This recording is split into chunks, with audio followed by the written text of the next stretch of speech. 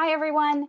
Welcome to the session of the Tourette Association's virtual conference. I'm Diana Fellner, Vice President of Public Policy at the Tourette Association of America. I want to thank you for joining us today for Taking Control Daily Strategies. We want to thank our platinum sponsors, the Warner Fund and Pharma, as well as our donors and supporters for making this free conference possible. To support educational programming like this, you may visit tourette.org/donate to make a contribution today. During this session, we would be very happy to hear from you and include your voice in the conversation. You may ask questions, share comments, use the question panel on the side of your GoToWebinar player at any time. We will collect your questions and address them during the Q&A session at the end of the presentation. It is my pleasure to introduce our presenter, Karen Bogg. Karen is the occupational therapist that sees pediatric and adult clients within St. Louis's Tourette Association Center of Excellence at Washington University there. Her practice focus area includes treatment of pediatric and adult clients who have Tourette syndrome, tic disorders, ADHD, autism, and executive dysfunction. Karen was trained in CBIT in 2018 and has presented at the American Occupational Therapy state and national conferences, and has also presented for the Missouri Tourette Association within her 20-year career. She serves as an executive board member of the Missouri Tourette Association. Thank you so much for being here, and you may now go ahead with your presentation. Thank you, Karen. Thank you so much for the kind introduction. Let me see if I can get my slides to work. There we go. So I first would like to introduce you to where I work, just to give you a little bit better understanding of what I do each day. Our center is in St. Louis, like was mentioned earlier. It is a pediatric and adults clinic.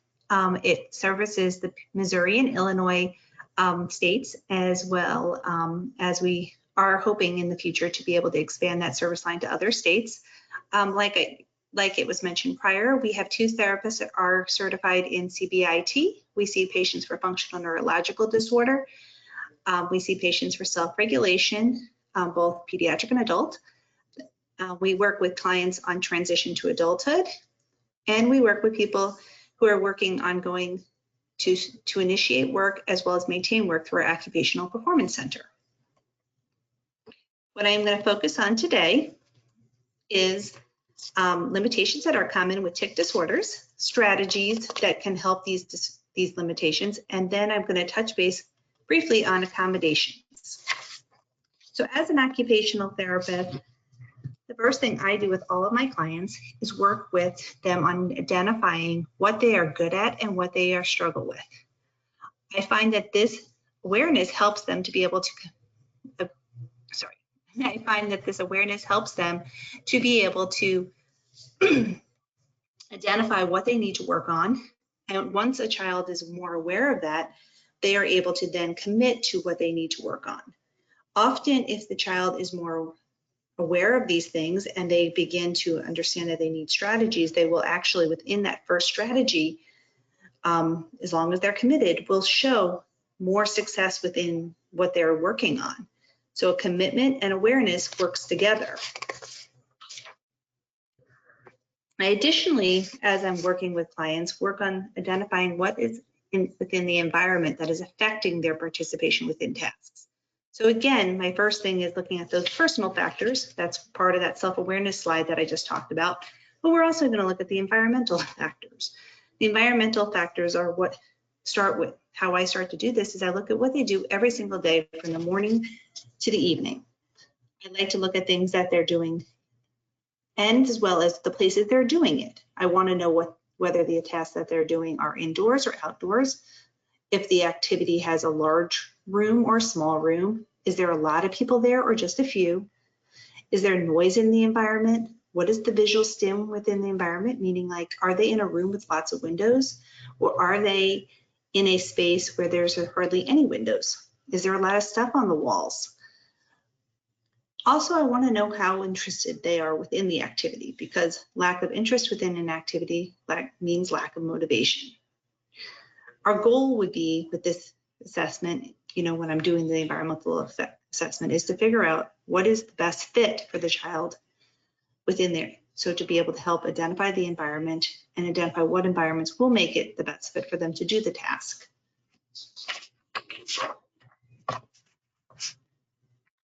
Next, we're going to look at personal limitations.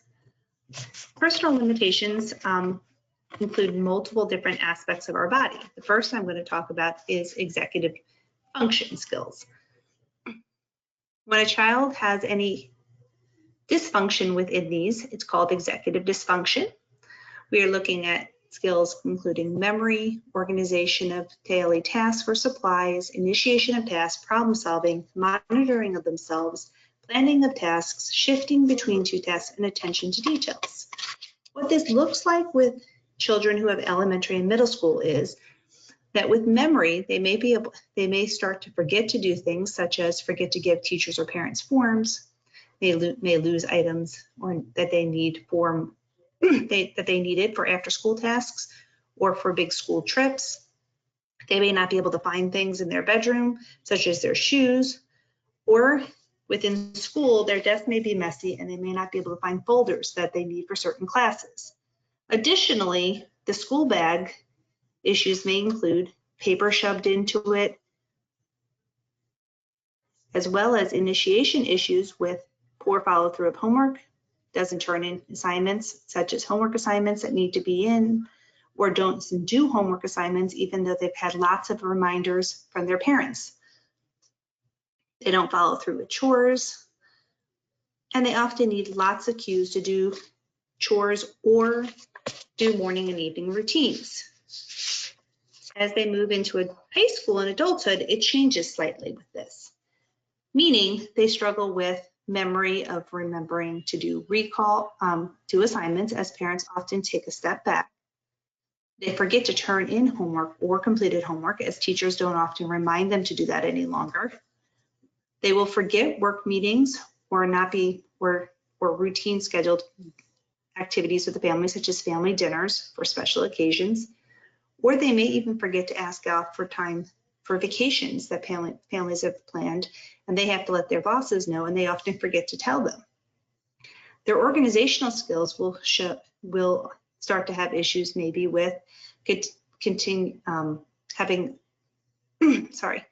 organization skills may have issues with not using a planner or a calendar. Even though they've been told years and years to use that, they may not use that, and they might need a lot of parent assistance to be able to remember to do weekly tasks that they have to do every day. They'll have trouble with follow through of maybe those basic tasks also, such as they may be able to get up and dress themselves, but when they have to do things that are not so routine, such as laundry or picking up a prescription after work, they'll often have issues with that. Task initiation often becomes more difficult with the ability to make decisions, such as making choices for classes they're taking or applying for jobs, or remembering to do things that are maybe not weekly, such as getting an oil change, or as an adult, maybe even trying to make that decision on who is going to be their doctor or setting up that first doctor's appointment within the new area that they live. Next, we're moving into sensory processing. Sensory limitations often are focused on through the 5 senses that we already know. Today, I'm going to be talking about the 6th and 7th sense also. Starting with auditory, the auditory system children can often have issues with unexpected noise, room noises, or task noises. This can include fire alarms, thunderstorms, heating an AC, listening, hearing planes or cars go by, clothing or dishwashers running in the rooms, paper movement, hands on paper or paper being shifted on a desk, coughing, sneezing, tapping of hands and foot, can all be included within those 2 groups. Additionally, with the visual group, you also have to be aware that people are often too distracted with the things that are going on within the environment, such as people walking by, having the door open or close, having too many items on the walls, having the room be too bright or too dark for them, and it'll make it very challenging for them to be able to do their activities. The vestibular system, just to give you an introduction of it, is part of your inner ear. It helps with the sense of balance, spatial orientation of where your body is in space, and it helps with the coordinating of movement with balance. There's two sides to this. First side is needing more input. So they're the type of children that we see who are running, walking, running instead of walking, jumping, climbing, or people who are just constantly on the movement. We also have the children who are totally the opposite, meaning they don't like movement. So they're the kids who avoid swings. They avoid a lot of movement. They tend to be the ones that are more sitting on the sidelines, or they tend to be the ones who have car sickness. Proprioceptive system is found within your neurons located in your muscles, tendons, and joints. This helps you sense body's position, movement, and a force of movements. So what that means is this part of your body helps you to grade force and speed of your body actions. It helps you to interpret how your body is moving. It helps control those arms and legs. So kids who would like more input to that area, to the proprioceptive system, often seek out hugs, fall to the ground, and bump into things. The children who don't have good awareness of it will have heavy pressure during writing or not enough pressure during writing. Children who tend to have a low pressure also may have difficulty with enough speed or pressure to be able to pick up things, pull up pants or shirts, and often are struggling to be able to do things because they're just not able to grade that pressure. Motor limitations, I am going to focus on two different limitations, the motor planning system and the fine motor system. You can also think of the motor system to also include balance skills, but I put balance under motor planning. So motor planning is a combination of your motor, cognitive, and sensory system. Oops, sorry about that. It helps you to plan out actions that you want to do, such as putting on your clothes or washing dishes or swimming. You often will note that these issues will come from the plan, such as maybe they didn't have a good plan of how much speed or pressure they need, or maybe they aren't able to learn the task as quick as others. Balance is also included in that because often you need to be able to learn how to balance your body to be able to do tasks. So think about when you're swimming or when you're putting on your pants. Fine motor skills is the manipulation of using your fingers to do skills. That includes handwriting, typing, and manipulation of items. We all know that with our Tourette's and tic disorder population, we tend to have a lot of issues within our fine motor system. As an occupational therapist, one of the things I do every single day is help people to set up what we call a toolbox. This is an imaginary toolbox. It helps us to be able to identify strategies that can be used throughout the day that can help people to be able to micromanage the different limitations that we just discussed. This imaginary toolbox can include many different things. Today, for this presentation, I broke them up into specific skills that we were mentioned prior. So the first skill that we're going to be looking at is the sensory toolbox. This would include things such as chew items, sunglasses, clothing, and earphones. Let me discuss those a little further on this slide. As you can see, there is a multitude of different things that you can do for sensory. First of those is chew items. Chew items include necklaces, bracelets, chew toys, chew toppers that can be put onto the tops of pencils, as well as crunchy or chewy snacks.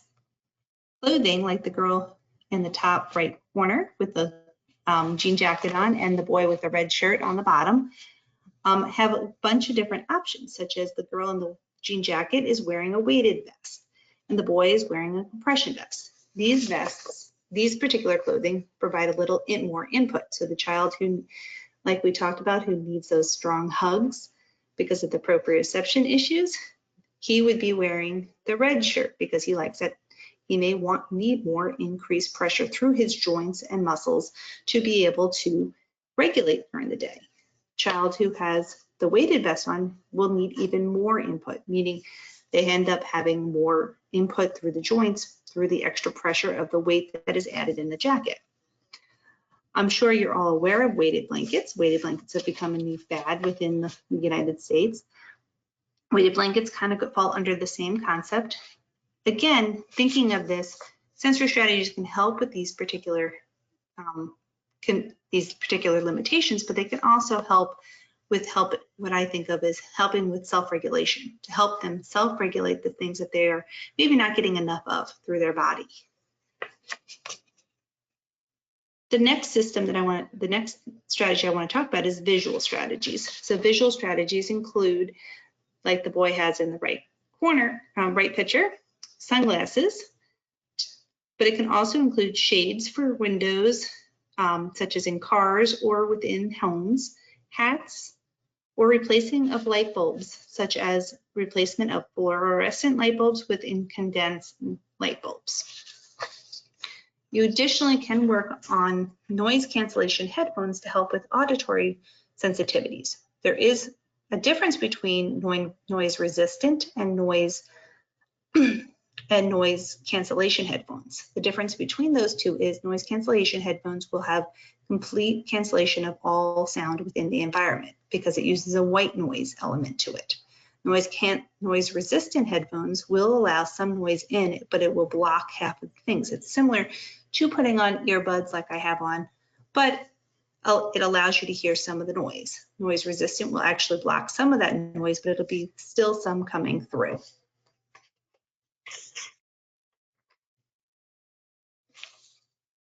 The next toolbox we're talking about is the cognitive toolbox. The cognitive toolbox includes things to help with our organization, memory, problem-solving skills.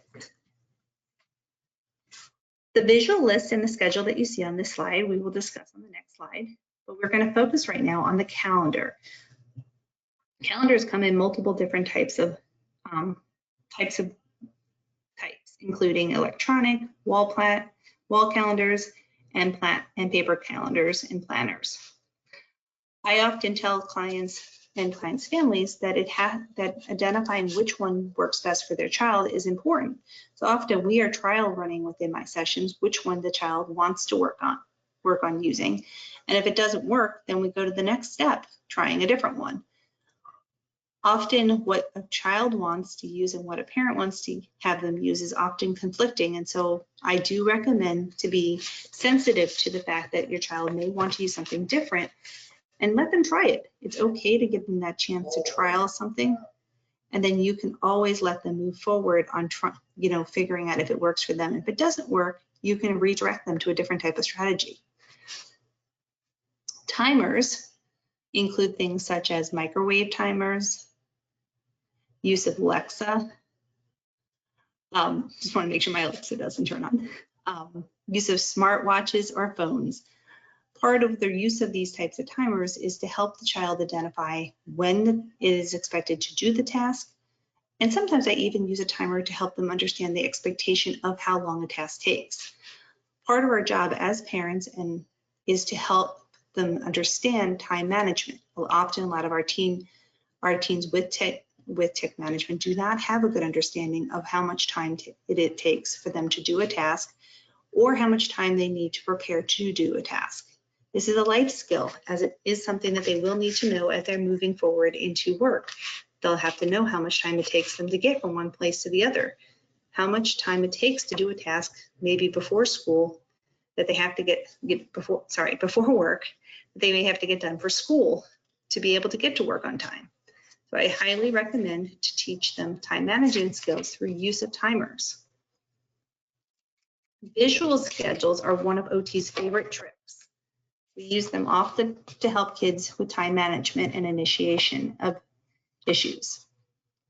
I talk often about 3 things that you need to work on to identify what is the best for your child for a visual schedule or visual list. First, I look at whether they need a broad list or a more detailed list. Let me explain what that means.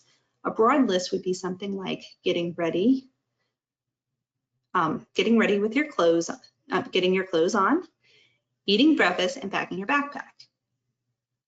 If a child struggles with that, you may want to break down that list even a little bit further, such as getting ready might include doing things in the bathroom or or doing something, or so I would make a list for the bathroom, make a list for breakfast, make a list for backpack packing. So for example, if you were talking about the bathroom list, a detailed list would include getting dressed, doing your teeth, brushing your hair, putting your clothes in the dirty laundry basket. Then you would make another list for breakfast tasks, which could also be another detailed list, just similar to one that I just listed. So that being the first thing, we identified whether they needed the broad list or the detailed list. We move forward to figure out, do they need a list that is text, meaning written out list, similar to the Good Morning list that you see on your screen, or do we need one that has text and pictures, similar to the kid chart that you see underneath? Third, you need to identify if your list needs to have an option for them to cross out or check it off. Some kids like to just see the list, and some kids really feel like they need that completion of crossing it out and marking it off. I will tell you, with an ADHD and our tic disorder kids, our reward center is very, very heightened within our brain. And so crossing out something or marking it off helps them to get that reward sensation, similar to what they would get when they're finishing off a video game on the computer. Once you implement this, what you're going to see is if the child is on board with these changes and are using the schedule correct, and the schedule is the right amount of support, what I often see is increased success. In fact, this week I was working with a kid and I mentioned this to a parent within a session. By the next session, the mother had said they'd come in and talked about how they'd done detailed lists for their bathroom tasks, their backpack tasks, and lists for what they need to do in the kitchen with cleanup for their breakfast. She found that by the full next week, by the time they saw me, that he was using that list 75% of the time, which means that they're making a significant improvement. And it was just a short period of time. The mother was gloating because they found it was so successful for them. Keep in mind, though, and I warn my parents all the time, that children, just like adults, have bad days. So you may see after a few weeks of using it that the child has a slip, meaning they don't tend to use it for a couple of days, and all of a sudden you remind them to use it and they might get back up on the horse and use that again. Eventually, you're going to find that the child may not need it as much. So they're independently doing the test, but they're not really using the list anymore. That's great. So then what I say is wean the child off. That might mean to adapt the list down to a more broader list, meaning similar to the one that says good morning. It might just say get breakfast, eat get dressed, eat breakfast. Might be the two top things might be listed, and you may not need all the rest of the things on the bottom. Or you may want to take it down for a little bit. Hold on to it though, because it may need to come back out again if they start to have more trouble again. So I always say, don't get rid of, once you wean off something, you have to test run it to see if they're actually doing well enough that they won't need it again.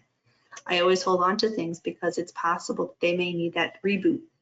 So I call a booster of it again, meaning that they might need that just one or another couple weeks until they get that routine established. The goal of visual schedules is to set up a routine and a habit and get them on course to do this independently for themselves.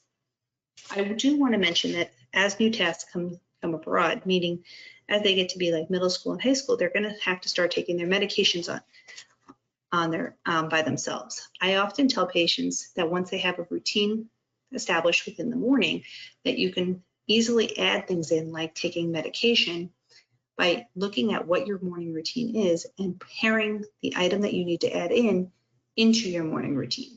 So for a lot of my families, what they do with their morning routines, what I do with their medication is I place it right within their morning routine. So kids who always brush their teeth in the morning, their medication goes right next to the toothbrush.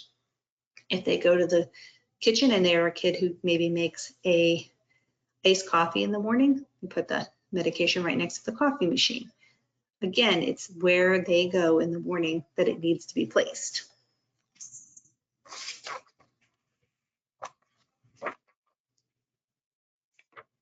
The next toolbox we're talking about is the motor toolbox. Motor planning is talked about before, it combines a bunch of different things, such as your cognitive system, your motor system, and your sensory system. So often with motor planning, you will be using a visual or a written schedule, and we've talked about those just a few minutes ago. You often will also demonstrate the task. You may have to demonstrate it more than just 1, 2, or 3 times, and you also may have to give them verbal directions. Keeping in mind that often, motor planning, you can simplify it down as you're moving forward. I'll give an example of this. When I started to teach my son how to swim, he had learned how to swim with me holding him out with me holding onto him and teaching him how to use his arms and legs as a toddler. By the end of the summer, we were able to have him swim along the edge, in the shallow part of the swimming pool. By the next year, he had lost that skill of being able to swim on the edge of the side. He did remember how to use his arms and legs, though. So we progressed again back to swimming along the edge of the pool and then eventually across the pool. Again, we got to the 3rd year and he was struggling and he was only swimming along the edge of the pool. And I said, okay, well, let's go back to swimming across the pool. Really quickly learned that and then was able to progress into swimming into the middle part of the pool. By the 4th year we did it, he was actually able to swim right into that middle of that pool. So again, like I mentioned, this is one of those skills that like swimming only happens, a couple months a year. It may take a few years for them to establish it. I'm going to move into adaptive seating and room supports. So room supports can include adaptive seating. I have a lot of pictures of adaptive seating on this page. As you can see with the adaptive seating helps with managing energy that they may have from their sensory needs. It also helps them with attending and focus within tasks. What I tell parents all the time is you need to test run these types of seats because some of these seats for ADHD kids, if they're very hyper with their movements, can overexcite their body and so become distractory for them during the task. Whereas some of my other kids find it very, very helpful to be able to stay on task. Within the clinic, what I do is I often test run to see which one of them will help give them the best support. So the top seats that you see is the TheraBall seats. You can see that there's little tiny legs on those to kind of keep the ball from rolling back and forth. It kind of holds it in place. Additionally, in the bottom right corner, you're going to see a girl with the ball in the laundry basket. That's another low-cost way of holding balls in place. Balls are usually used to give the child a little bit of what we call proprioceptive input. That's the input that goes through your muscles and joints, as well as vestibular input. So it helps them to use a little bit of that energy.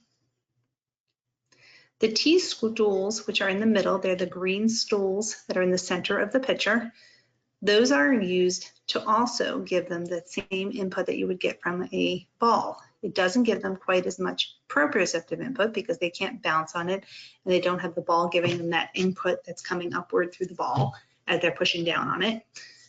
But it does give them that rocking element, which is found in the vestibular system. So it gives them the ability to move a little bit and wiggle a little bit with being able to have a little bit more structured and stable seating for doing tasks.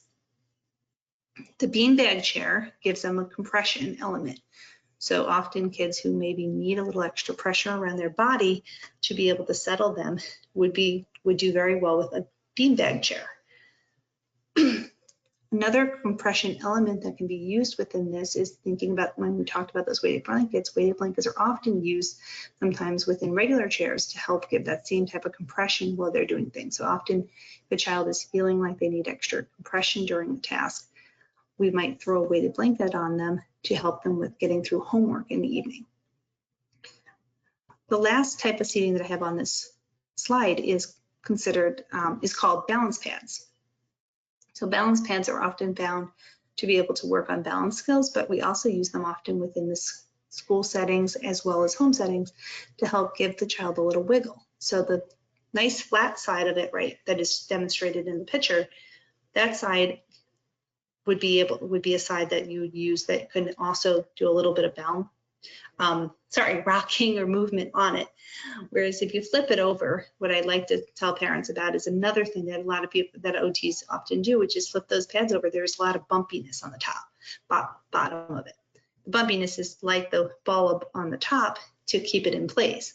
But I find that I often give my children the option of which side they want, because the bumpier side for the kids who are seeking more input will give them a lot more input through their body.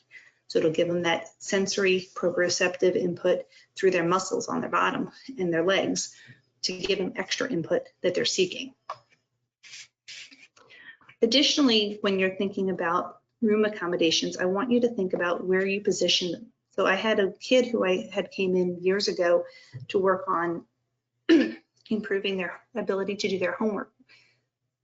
The first conversation I had with the parent was to ask them where they did their homework.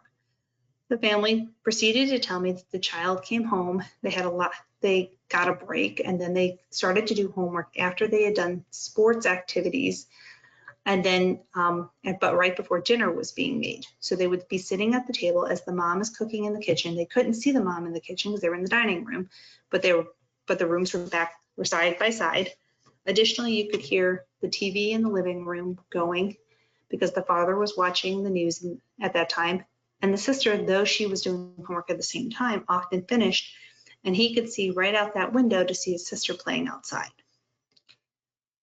When I asked the child what was really bothering him and what was making it hard to do the tasks, he mentioned that he was having a hard time eliminating out the noise within his head. So he was very distracted by the noise in the environment. He was also distracted by the visual element of his sister being outside. So we, at that time, talked about decreasing the noise within the home. So the father was asked to not do the TV at the time. We told them that because dinner had to be put at the table at a certain time, we couldn't eliminate that, but we did pull the shades down in the room that he was in to trial to see if the visual stim with the shades down would help. That did increase his success within the task. However, we found that he was still struggling quite a bit. So the last thing I did with him was try and figure out a time. And that's kind of under my, so the amount of time that he was doing it, it was kind of at a time of the day where he was feeling more tired. So we identified that he had to shift that time up. So my story really kind of focuses on these last couple of strategies, which is making sure your positioning of where they're doing things is the most successful. So watching where you position them in relationship to the environment, looking around the environment to see what's involved to maybe decrease their focus, making sure that the chairs aren't facing a window that maybe so much stuff is going on outside, or making sure that the environment you're doing something in doesn't have the parent in the kitchen moving around all the time. Noise is also a major deal for these kids. So sometimes we talk about putting headphones on, so allowing them to listen to mindfulness music during the time that they're doing homework to be able to help increase their focus during the time that they're doing their tasks. Giving them a visual timer. So I don't have a picture of this on the screen, but what a visual timer is something where it allows it to show a countdown element of it. So with the countdown element, it allows them to see how much time they have left to do the task. So I often talk about having a timer in them going so that they know how much time they have, and then how much time, maybe till when they get a break. So taking breaks within tasks of like homework is important, because often a kid is doing stuff all day long, and when they come back to do their homework, they might need to work for 15, 20 minutes and then take a break and then come back for another 15, 20 minutes. Writing accommodations. So the ones that there's a lot of different writing accommodations that are out there. Most of you are familiar with what we call pencil grippers or pencil positioners. These pencil grippers can help them position their hand on a pen to give them a little extra input to help with their tactile input to be able to position their fingers correctly on a pencil. The top screen with the red, green, and blue and pink, those all are different types of pencil grippers. What you really would like to work with an expert, because part of pencil grippers is to not only get the tactile input, but also to give support for the web space. So that red one gives a little bit more support so that it's wider here in this middle part of the screen. Whereas a green one would not give us that same support, so it might narrow it down. So you have to look to see how is the position, how is that gripper giving them the actual support on the actual pencil or pen. The pencils that you see on the right part of the screen with the screws, those tend to be fidgets. So if you're looking for something that helps a child, and they're often a kid who plays with things such as, you know, pen caps or things like that, they may like a pencil fidget. Pencil fidgets have the ability to work. The blue one is like a screw. The yellow one has something that slides up and down. The red one's another screw, and the yellow and green one is also a slide. The first yellow and green one actually has bumpiness on it, which is kind of cool too. I find that these are great on pencils, but I also have not used them often by taking them, and if you're looking for something that can just be put into a pocket, they're about this big, about 1 inch big. You could put a string through it and pin it to their pockets, and it's a great fidget toy that can be hidden within their pocket, so they don't have to take it out, but it can be in their pocket that they can play with if they like that fidget element, and it doesn't make a lot of noise. Slant boards are the clipboard that you see on the right, which is blue with a clip. Slant boards are typical. Slant boards, usually the cheap way to make a slant board is to use a 3 to 4 inch binder.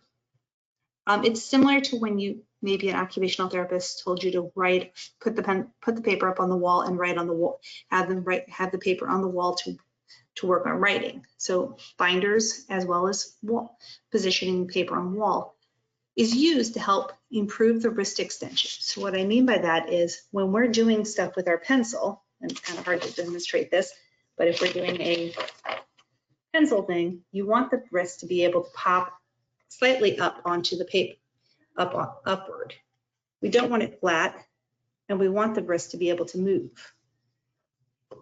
When we put it on a slant board, or we have them right on the wall, have the paper taped to the wall, what you're finding is that the wrist is actually pushing into extension. It also promotes helping use of holding the paper. So if it's on the wall, we're having them use their hand to hold with one hand, and we're having them use the other hand to write. If you have it on a clipboard and you don't have a clip to hold it on, it helps promote that same skill. What we find with this is that it not only promotes the wrist, but it also promotes the extension within the trunk that is going to help with the shoulder stability during writing. So what we're finding with most of our kids is that their shoulders are rounding because of use of electronics. So this particular strategy actually helps promote uprightness during writing. Computer adaptations, there's a bunch of different ones out there. I'm sure most of you have heard of the phone and the iPhone ones and the iPad ones that are called voice to text. Excuse me.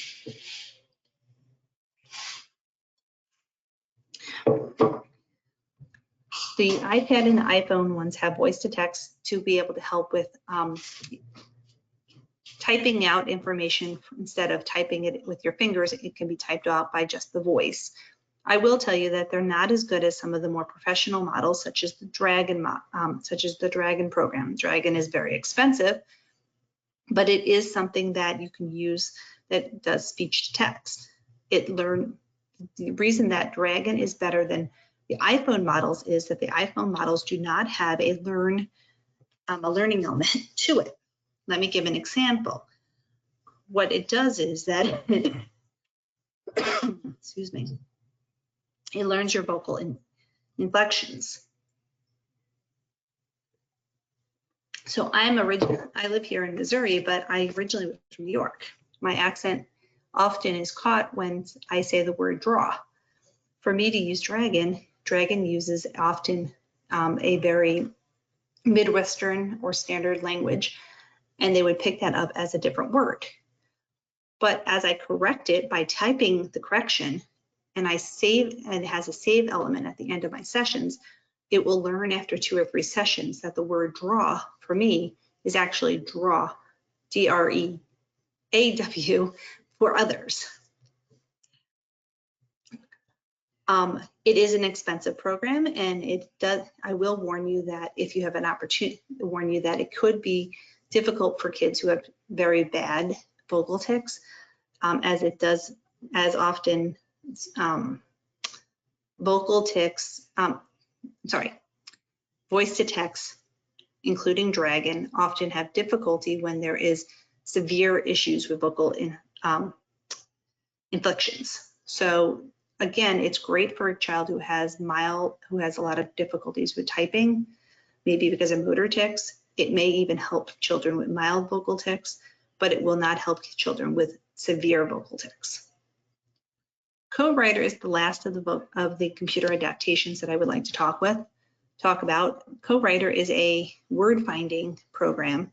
It helps for children to be able to type a couple different words and then it will identify the next word in the system. The way it does this is it has multiple different dictionaries that are called topic dictionaries that you download. So for example, if you were talking about sea life, you would download the sea life or marine biology dictionary, and it would then download into your computer. It'll take about an hour or two to get it downloaded, but once they start typing, it will identify from the words from the context of what you're saying to be able to identify words that will go along with this topic. So for example, as you can see in that topic, they're looking at we saw, and it could be we saw wild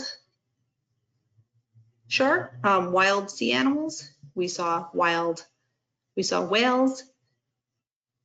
or we saw a whole ocean full of animals. Any of those could be appropriate, but it would be something that it would pick up items for them to be able to choose that next word in the sentence. The next toolbox I'm going to touch base on is called the Emotional Regulation Toolbox.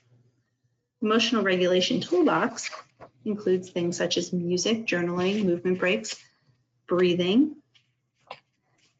and yoga. Movement breaks often are very beneficial to our children who have tic disorders, as they often have a lot of energy. They often have a lot of demands on their bodies. So giving them an ability to participate in things that they enjoy outside is important, because it will allow them to help self-regulate their body. Often I tell parents that if they're involved in a sport, it may help them to help get rid of some of that energy that is built up within them because of their tics being held in during the day. Some of my other kids take walks during the day, so they come home and they take a walk with their family to help calm their body down. Some of them go out and ride bikes, some of them jump on trampolines. Just depends on what they identify as their preferred activity, but I highly recommend a movement break as you're moving throughout the day. So it may be a good thing to start with in the morning, and maybe a good thing to end with in the afternoon. The rest of the things that I talk about in the emotional toolkit are on this slide. So these are things that help with stress or help with self-regulation. Breathing has always been the top line for most psychologists and occupational therapists who work with tic disorders, as there's a lot of different research on how diaphragmatic breathing or belly breathing helps the child to be able to self-regulate. The reason that is because it calms the heart rate. Sorry about that. Keyboard's a little sensitive. Diaphragmatic breathing can also be used with using shapes. So this is square breathing right here. It can also be, there's also lots of different apps. So like my Apple Watch, I don't know if I can pull it up really quick. Oh, I can. Has a breathing app that kind of goes up and down, and it vibrates when it does its counting. So it's not quite going yet. Oh, there it goes. But it will start to vibrate as it goes, and it'll let me know when to take my breath, which is pretty cool. So there's lots of different things, and I found that there's also lots of apps on your on smartphones that help. So a lot of my clients have shown me different apps that are really helpful for that. If you're not into breathing, then maybe you would want to do something like yoga. Yoga is also have lots of research in calming the body. It helps with improved postural control and arm strength and leg strength within the joints, especially for our children who tend to have a lot of trouble with their coordination skills. This improves their coordination skills. Again, there's lots of different YouTube and online programs that will help teach you yoga poses. So I'm not gonna go too much into detail with yoga, so it's pretty commonly known. Mindfulness is my next strategy I often use, and it's something I'm actually gotten quite into in the last year, as stress and emotional dysregulation has been a huge thing that I talk about with COVID now. There's tons of different mindfulness videos on YouTube. The ones that I specifically like are the mindfulness body scans that are used for anxiety and pain management, as it often helps with my clients who have both anxiety and pain management. You can do something as short as a 4-minute body scan and as much as a 8-minute body scan. What I find that this helps is it helps to self-regulate the body. It helps improve awareness of body signs when we are feeling distress. It also has been helping with my clients to be able to identify signs and symptoms within their body, to be able to identify the interception skills that they may need if they're moving into things like tic management with me, perceive it. Headphones were mentioned earlier, were the noise cancellation. The headphones I have on this page are specifically for just to remind for talking about use of music. I use a lot of times mindfulness music with children to help them attend and focus on their body. So a lot of times I will have them playing what we call mindfulness attention type music that's on YouTube or right off and it often, when you play it, it actually works on calming your heart rate and increasing your attention. And again, there's lots of research that shows that this is helpful for the child. If a child is a kid who is more artistically inclined, I recommend writing or drawing or journaling or coloring. Those are all wonderful things. In fact, half of my caseload right now are artists, and so I love to see how they're using their artistic talents to be able to micromanage their stress. Some of them tend to love drawing and writing, and some of them really love are really very good at art, drawing art. And so I've gotten a lot of beautiful paintings and drawings from them because they're very artistically inclined. The next strategy that we're going to be working towards is sleep strategies. So sleep strategies are, excuse me. So the main things that sleep specialists will tell us for sleep strategies is just stick with the same bedtime and wake up time. That means that not only are you wanting to have a bedtime and a wake up in the morning time for them that is strict on weekdays, but you also want to try and stay pretty strict on weekends. As summer is coming up, this is often seen where parents will get a little bit lax with their bedtimes with the kids, and then all of a sudden when school time comes back in the fall, they're having a hard time getting back into routine. If you can stick with bedtimes and wake times, what you're going to find is kids are going to get better rest. We know that through our research, through many different research studies with tic disorder clients, that sleep is a major element. If they got a good night's sleep and they eat well, they're going to end up doing a lot better during the day than children who do not sleep very well. So some of the things we recommend to help is doing lots of physical exercise. When we talked about those movement breaks earlier, implementing movement breaks during the day and making sure they're physically active during the day will help them sleep at night. Making sure the bedroom is only for sleep, meaning that there should be no TVs in the bedrooms, limitations of toys within the bedroom, as children, when they go back up to their room, should be thinking about sleeping and not thinking about getting onto their computer to play a video game or playing with a toy that they maybe haven't seen until they got up to the bedroom.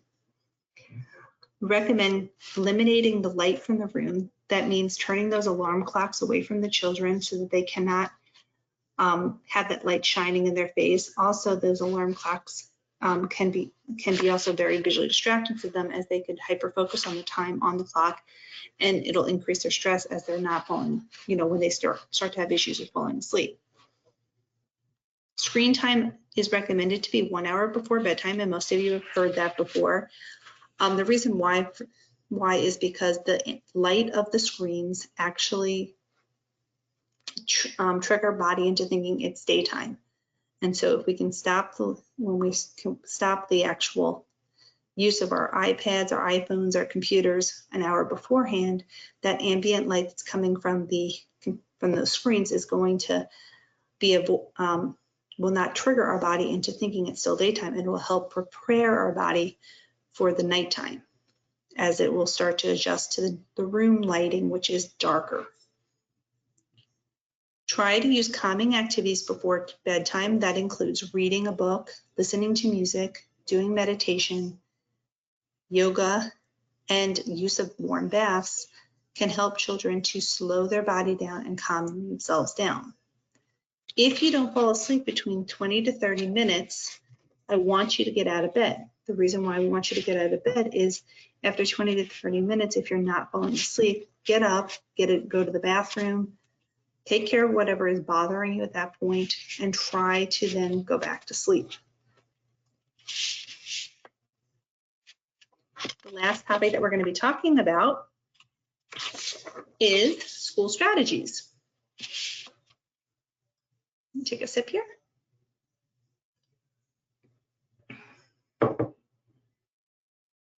These are accommodations that I use most commonly within my practice for children within school age. This includes elementary, middle, and high school. Students who have tics often have a really difficult time writing. So I often talk about attaining teacher or student notes, pulling out or extending time, pulling them out of the room for testing and putting them into a private testing room, and getting extended time for tests. I also often ask for extended time on assignments, especially assignments that maybe take a little bit more time for typing or writing, because sometimes our kids need extra time to complete assignments. I ask them to use structure notes. So with the teacher and student notes, those are just a copy of the notes. It's like me giving you a copy of my PowerPoint slide with the notes on it from what my presentation said. Structure notes are that it's the same type of notes that they're asking the kids to take, but they leave open little blanks for them to just fill in 1 or 2 words. So it helps them focus and attend because they have to fill in those words. Tic breaks can be asked, meaning they can ask for a 10 to 15 minute break in a specific room that the school and the school is assigned for them to go to. So it used to be that they are allowed to just take a walk out in the hallway, but now with COVID, it's usually a specific location within the school that they have to go to be able to take that tic break.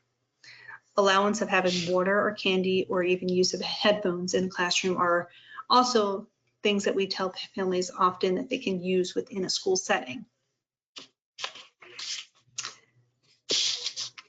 And that is all I have for today. I think we're at the time that I can answer some questions. Perfect. Thank you, Karen. That presentation was phenomenal. So I really, truly enjoyed it. And it looks like a lot of others did too. So let's get to those questions and answers because we have several in here. Okay, all right. Thank you. First, how can CBIT be used to address complex tics with head turning? Okay, how can CBIT be used to help with complex tics for head turning is the question? Yes. I work with a lot of kids with CBIT onto neck tics. So there's a lot of different common things. So the first thing we do with CBIT, and I'll just give a brief overview of what CBIT is. First thing we do is get awareness of what the actions of the tic are, because the competing response is the opposite of those actions. The second is that they have to be able to identify that the tic is actually about to occur. So we practice catching the tics to make sure that they're catching it right before the tic is occurring. But if they can do those two things, what we find with kids is that they can use a competing response to be able to micromanage it and hold it.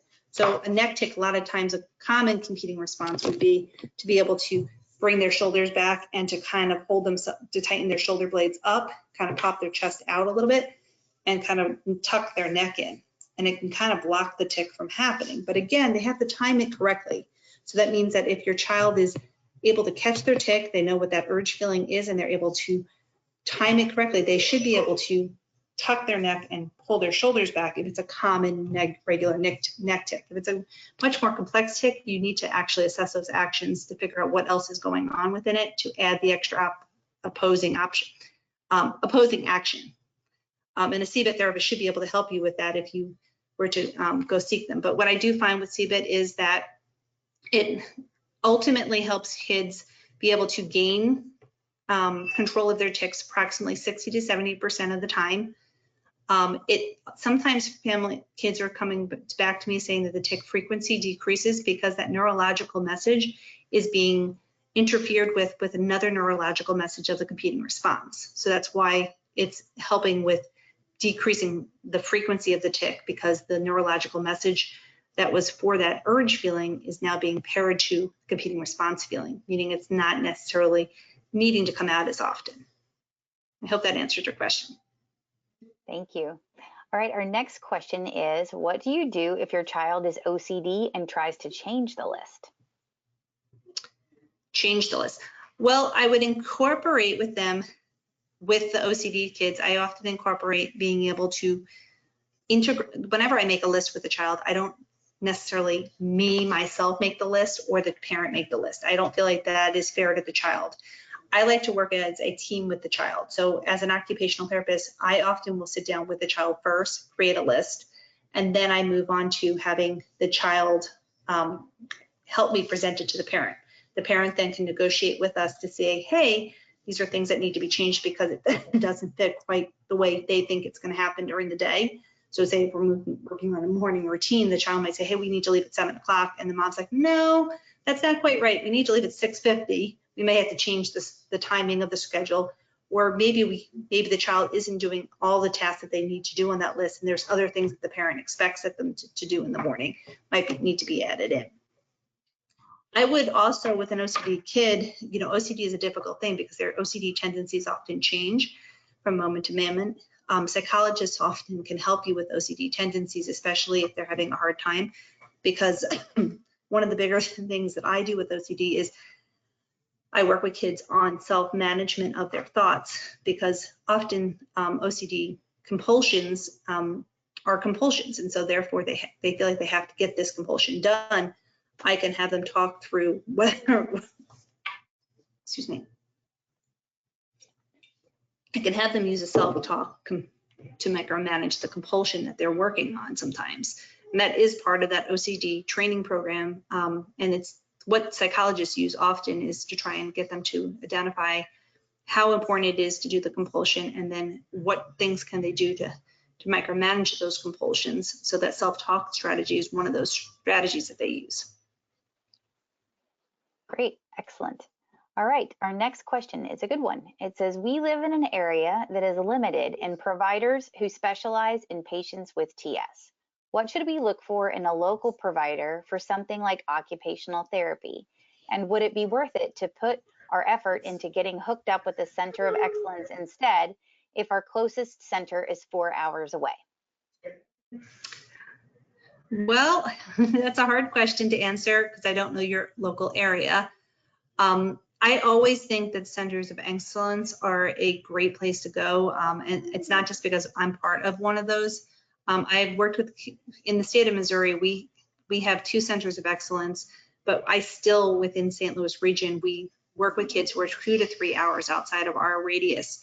And the reason we're doing that, and the reason that people are coming to us, is because the providers in their local areas, in these rural areas, just don't have the skill sets to be able to work with the kids that I am working with. And they just don't have the understanding of the tic disorder. If you do have to work with a child, work with a provider that is in a more rural area and don't have awareness, what I would recommend first is looking at what your child really needs. Do they need help with their executive function skills? Do they need help with their motor skills, or do they need help with their self-regulation skills, like their sensory skills and their emotional regulation skills? Occupational therapists that are pediatric, you could probably find, can incorporate all of those. They can do a little bit of executive function, they can do a little bit of sensory, and they can do a little bit of motor. If you have a lot of emotional dysregulation, you may want to look for a psychologist to work on the emotional regulation. They can also overlap with the executive function issues. However, if you're feeling like that provider is just not understanding a tic disorder, you can use the resources that we have at the Tourette Association's website page. There's a ton of them online under our educational resources within the the National Tourette Association's webpage that can help educate these providers.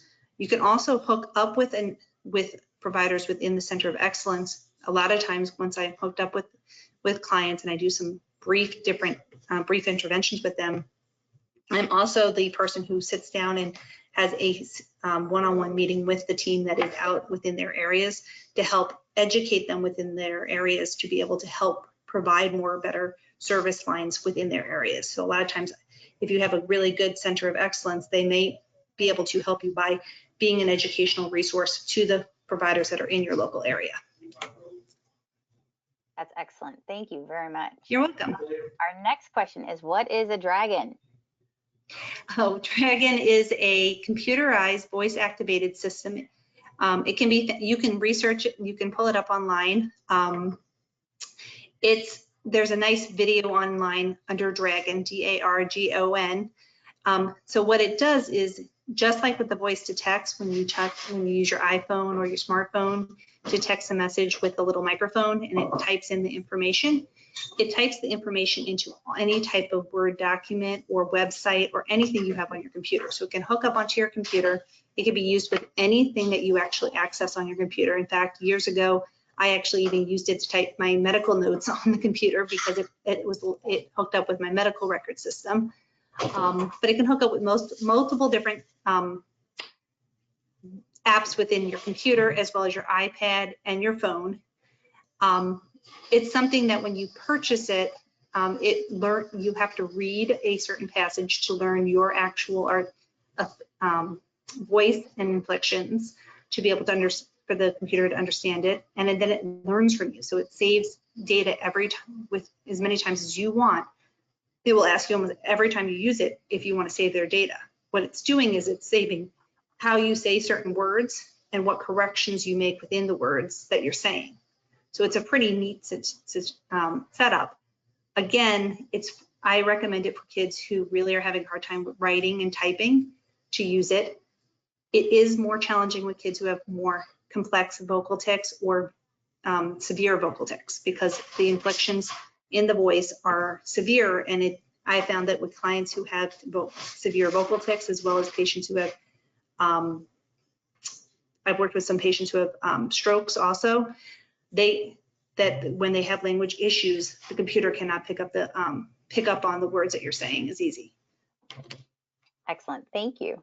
All right, our next one is, I have found for me that breathing specifically with meditation or yoga is helpful, but my 11-year-old son is not interested in trying them.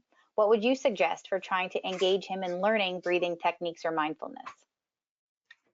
There's a bunch of different things that I do with kids. So depending on the age of the child, and it's hard to, since I don't know your child's age, but I will tell you with younger children, some of the things I do is I do different breathing exercises such as breathing games. So I might take out a straw and I put a pom-pom on the table and we play straw soccer where we blow through straws, and you can get smaller straws or you can get wider straws like the ones that you use for shakes to modify how much breath is going through. I've used napkins where, I don't think I have a napkin on my table, but I use napkins where I teach them to blow and use it to see how much control. So I've had even an adult patient this week that I was working on breathing, and they were doing one, and I was like, nope, that's not the type of breath that we want. And I want you to breathe a lot slower. And so by just visualizing it, they can see how their breath is happening. So I put it into a game type format. You can look up breathing games online and you should be able to find a lot of breathing games. If they're really struggling with that, I would look at outside of using yoga and breathing for them. You know, again, not everybody uses the same strategies to self-regulate. within my family, we have 4 people in my family, and all 4 of us use different types of strategies to calm our body. So you have to be aware that maybe your child just isn't suited for that type of strategy, and maybe we need to try something else, like a movement break for them, or music, or weighted items. Maybe those are more suited for them. Excellent, thank you. All right, next question. My kindergarten age son is currently doing remote school from home because of COVID. He does his schoolwork and virtual classes at a desk in his room. Often when it is time for him to write a sentence or start a picture, he will sit, daydream, and have difficulty starting. He seems to have a hard time remembering what to do in the moment or hearing and responding to me, even though we are alone in his bedroom together at his desk. If minutes pass between directions and trying to start the task, he'll sometimes forget what he is doing. He can be in this paused phase for an hour or so. He is an advanced reader, writer, and speller, so those aren't the issues. What accommodations would you suggest? Well, I think he is a kid who probably has difficulty with initiation of plans. Sounds like he has a hard time with initiating a task and knowing where to start with a task. He may be a kid who has a little bit of perfectionism. Also, it's hard to tell without meeting your child. But children who often pause and don't know how to start that first step, usually I want to find out exactly what the task is, and I might start the task for them to be able to then help them along with the task. Does that make sense? So if it was a sentence where they had to write about the beach, I might say, we are going to the beach today, and we're going to, what are we going to do today? And they would say, have to answer that next part. We're going to swim, we're going to play in the sand, and so that they could write the next section of it. That would be my first suggestion for like a writing assignment. You could also adapt it, meaning if they're really having a time with the writing element of getting that thought down, have them draw a picture of it first. At that age, they really would, it may be much more suitable for them to draw a picture, or even since they're doing stuff online, there's a whiteboard element with Zoom. So they can draw on Zoom, and you can actually just open up a meeting just for yourself and your son, and you could have him draw a picture on Zoom and show him how to use those draw elements. I'm sure he knows how to do that now, and it may be more exciting for him to do that, to draw the picture of what you're wanting to write, and then encourage him to then translate it onto paper because the teacher needs to see it written. That is great, thank you. All right, another question that's related to bedrooms and desks. So in relation to sleep strategies, is it okay for children to do homework in their bedrooms at a desk in their room? Yes, I certainly encourage that, you need a quiet space. So with COVID making us all do things within a home setting and having multiple people within the home setting having to do different work tasks, I identify that a lot of families have these desks within their room. It's totally okay to do that. Just keep in mind that when you leave that room at night, that you want to make sure that there isn't things that will be distractory to the child to come back to at the end of the day. So if they're a child who's anxious about schoolwork, making sure the schoolwork maybe is packed up and moved to maybe a different, putting into a backpack and moving it to a different space. If they tend to go back to maybe those work tasks that they were doing in school. If it's not that, if they're not distracted by that, but they're distracted by the computer laptop being sitting on the desk, maybe moving that desk laptop to another space, or installing something that can lock the screen so they can't get into the desk, into the computer at that time. Again, the reason why we want just limited distractions within a bedroom is that it's often found that these kids, when kids go up to their bedrooms, because of the way the world is running these days, we have a lot of electronics, and kids are accessing electronics a lot more frequently, and electronics at nighttime often keep these kids up a lot later. So I'm finding when I do assessments with kids, my questions always incorporate what they are doing right before bed. And it's often that they're spending time on video games, they're watching YouTube videos, they're watching TV in their room, they're playing games on their phones. And so all of those things can make delay bedtime because of the ambient light.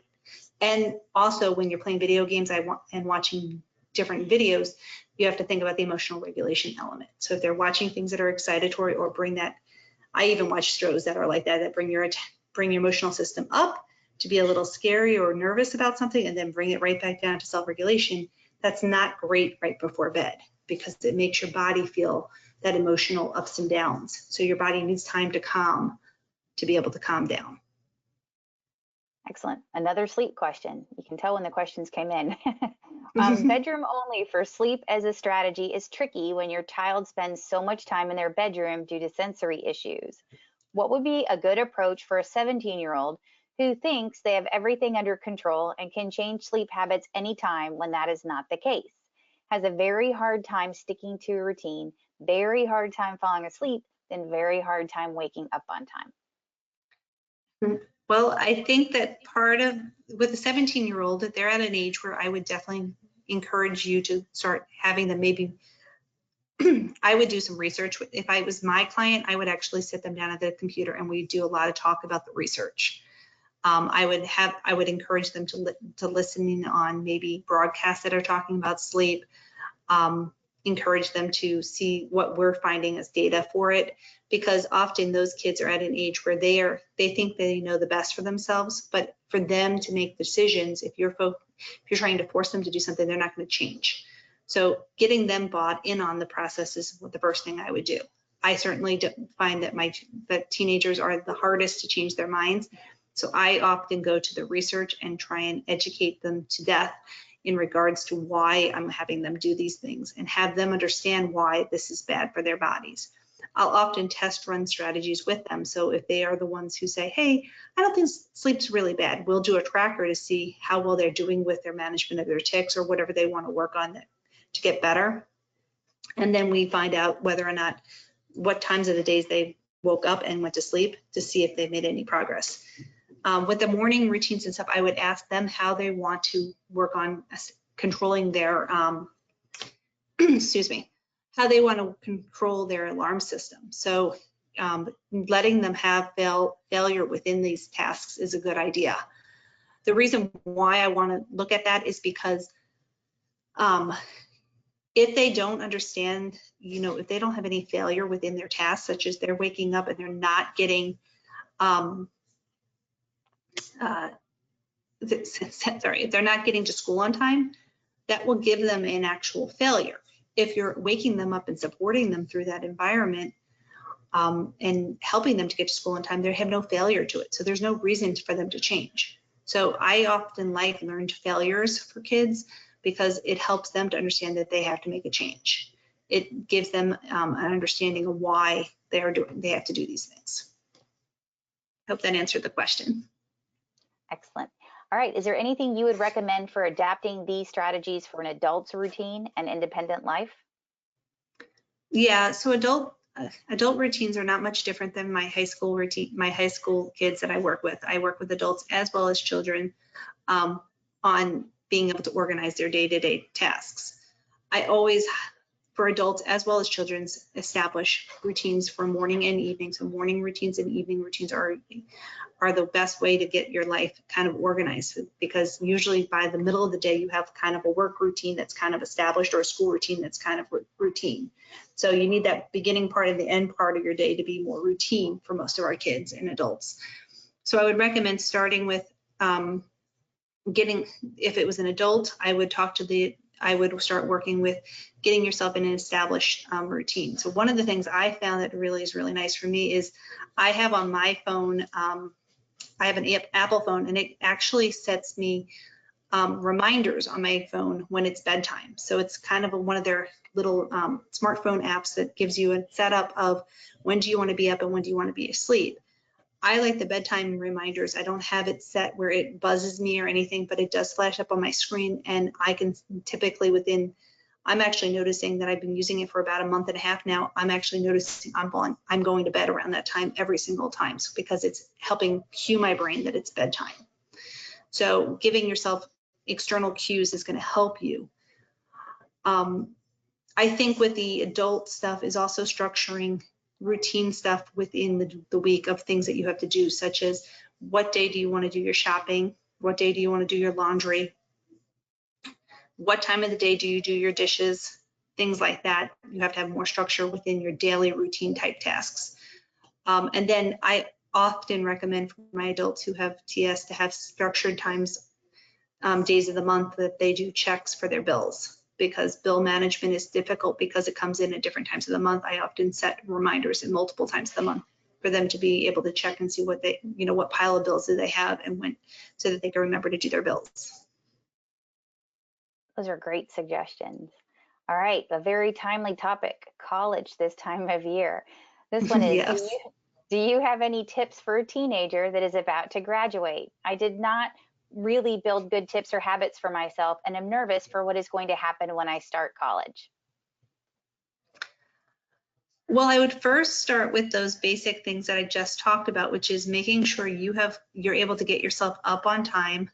So start, if you're working over the summer, I would definitely work on your time management skills of letting yourself take over the responsibility of getting yourself up, knowing how much time you need to get from your house to your job, because that'll teach you the skill that you need to be able to get up and be able to get to your classes on time. You can test run those things. As you get to college, talking on that same topic, you want to be able to do some test runs. So maybe when you get on campus, walk to your class and maybe time the moment from your leaving your campus dorm to the time to where you go for your first class, to test run how long it'll take you to get to your first class on each of the days that you have to go. That'll give you an understanding of time management there. And I would also recommend that when you do figure it out, if it's a 15-minute walk, that you add 15 extra minutes because you certainly want extra time, because you never know when there's going to be a oops moment. Oops moments are included within like college life is, hey, I bumped into a friend, I really want to say hello to them. Or oops, I forgot my breakfast cereal, my breakfast bar on the counter, and I need to go back, even though I'm at the door of the dorm walking out onto the street. I now need to walk back upstairs to get my breakfast bar that got left in my dorm room. So making sure you have time for your oops moments. Also, for your age range, I would really recommend that you practice the skills that you need to do within dorm living. So the big things that I talk about is laundry management, because you definitely need to be able to know how to do laundry. Basic meal prep, because sometimes with dorm living, you might make simple types of meals such as like macaroni and cheese or ramen noodle, something that is really quick and easy, but making sure you're able to do that. I practice picking up medications from the pharmacy, because that's something you need to do. And if you have a car on campus, I want you to practice car skills, such as doing your own oil change, making sure you can fill up your gas tank. So all of those types of skills. And practicing shopping is the last one. Being able to go to a grocery store to buy some food, because again, once you get to college, you're going to have to be able to go to the store and buy things that you need on your own. So if you have never done that before, make sure you do that. Those are great suggestions. As a mom of 2 college-age sons, I think those are useful for a lot of college kids. Another college question. So this one is, what are good accommodations for people starting college? Well, it depends on what you need. So I would look at what you have for your accommodations in high school. Now, the accommodation process is different between high school and college. So I want to just touch base on that real quickly. Each college has a learning center. So you do want to actually, before you even get to your college, identify where that learning center is. Learning center is a place where you would actually go to be able to set up your accommodations. So the week that you arrive, hopefully a week prior to starting school, you want to be able to stop in at that learning center and tell them that you need accommodations. If you feel like you're even more nervous about that, you can call even a few weeks prior to that. So you could start now and reach out to them and figure out when you need to have that information into them. Accommodations within a college setting, I think, are the big things I would want to know is like what you struggle the most with. Within college settings, they won't often, like within high school, some kids will even use like recordings and stuff, where they now are getting used to having recordings of Zoom meetings and stuff like that. I will tell you that if you do want to record, whether it be audio recording from your phone or through a recording device, you do need to ask permission of the school. You have to ask the permission of that center as well as of the teachers.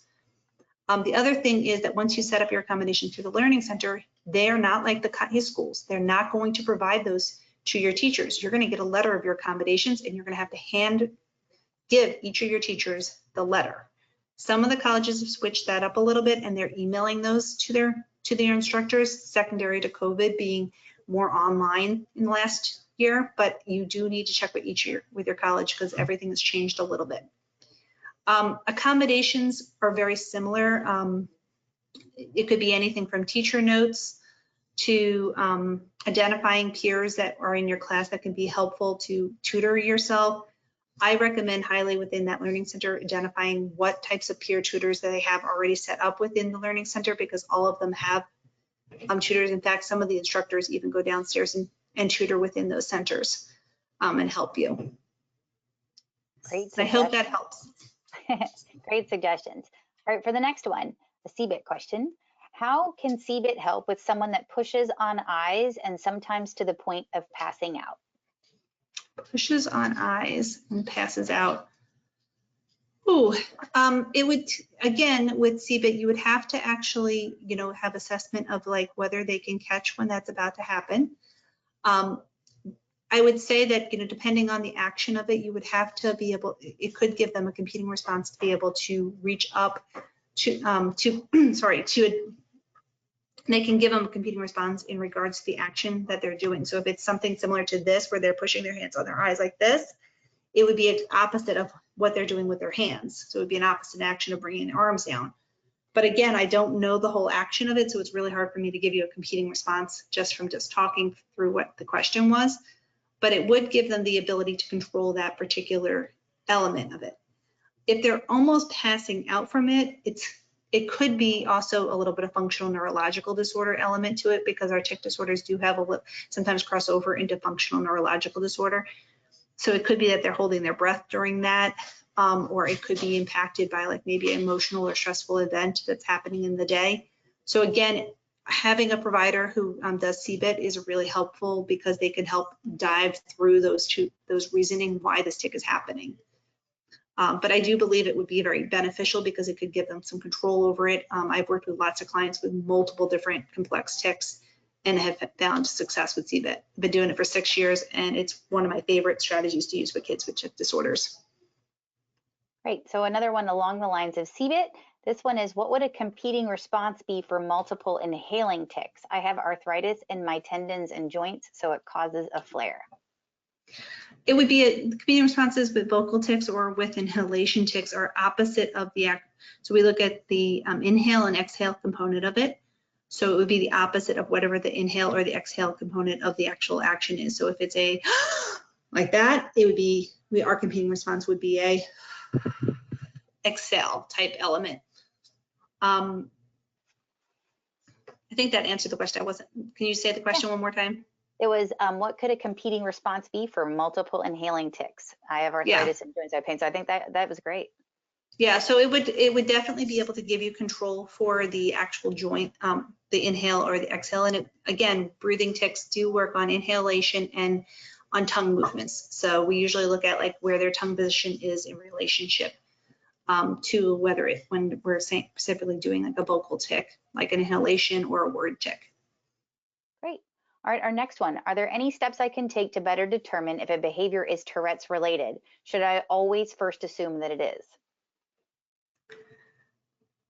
It's difficult, because I do know that with most of my children and adolescents, it's parents always often like are questioning, is this a tic or is it a behavior? And I get it, it's really tricky. Especially since a lot of our children also have what we call disinhibition type issues, where they struggle with being able to control their actions and their thoughts. I usually feel like it's much better to believe your child, and if they are a child who you feel is trustworthy and somebody who you can work with, I usually try and believe what they're telling me, because most of my kids can tell me if there is a feeling with their tics. Some of them do have trouble like with knowing what that feeling is, or being able to just put a word to the feeling. So often I tell, when we start working on catching their tics, I ask them to catch their tics, and then they tell me where that feeling is. I don't care what the feeling, them to give me a full-on description of this feeling. It doesn't really matter within CBIT. But for this particular thing, I think it's really hard. I think one of the things I really work on with kids when they have like actions, it's interesting. I had a kid who I just worked on that I spent some time evaluating just this past couple weeks, and the parent was for sure these were tics. And we went into our sensory gym because the kid was having a really hard time during our table sit down meeting. And we went into the sensory gym and we pulled out some more sensory equipment to be able to get the focus and attention better. So they were sitting on one of my therapy balls and bouncing up and down as we're asking them questions. And as we're asking them questions about these tics that we thought were tics, we found out really quickly that some of the things that were supposedly tics were not tics. Our second session was very similar. We were able to narrow down the list from maybe about 10 to 15 tics to about 5. And some of the other, and so like it's hard as a parent because you want to believe that it's a tic, but when we start talking about what the tics feelings are, tics typically have a, if you're trying to stop them and hold them in and not let them go out, they tend to have a pushing feeling on you, kind of like a sensory feeling, like a buildup or a pressure inside your body that just doesn't want to get out. It's similar to like an itch. When you have that itchy feeling on your arm, it eventually explodes with pressure and annoyance to you until you actually itch it.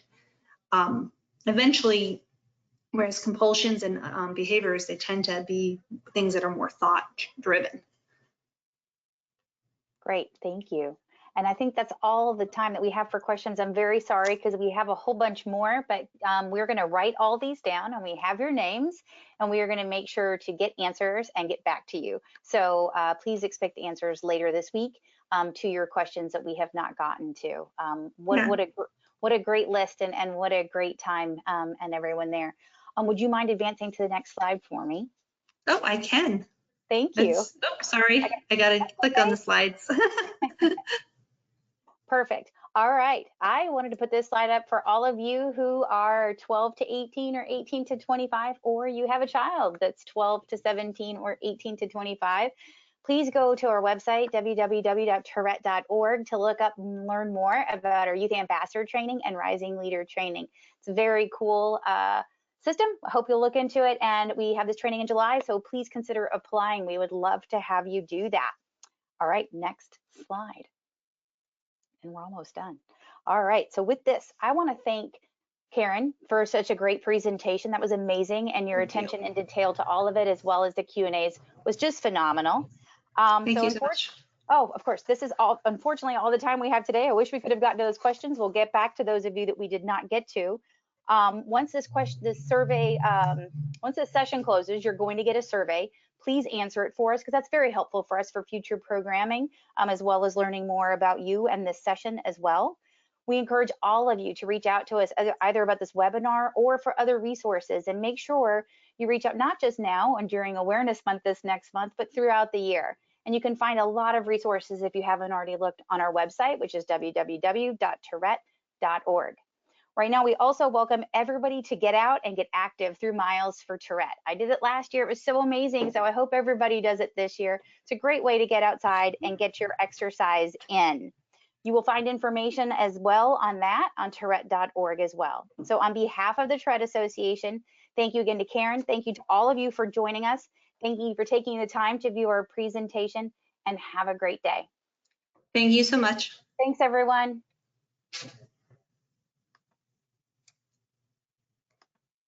Ooh.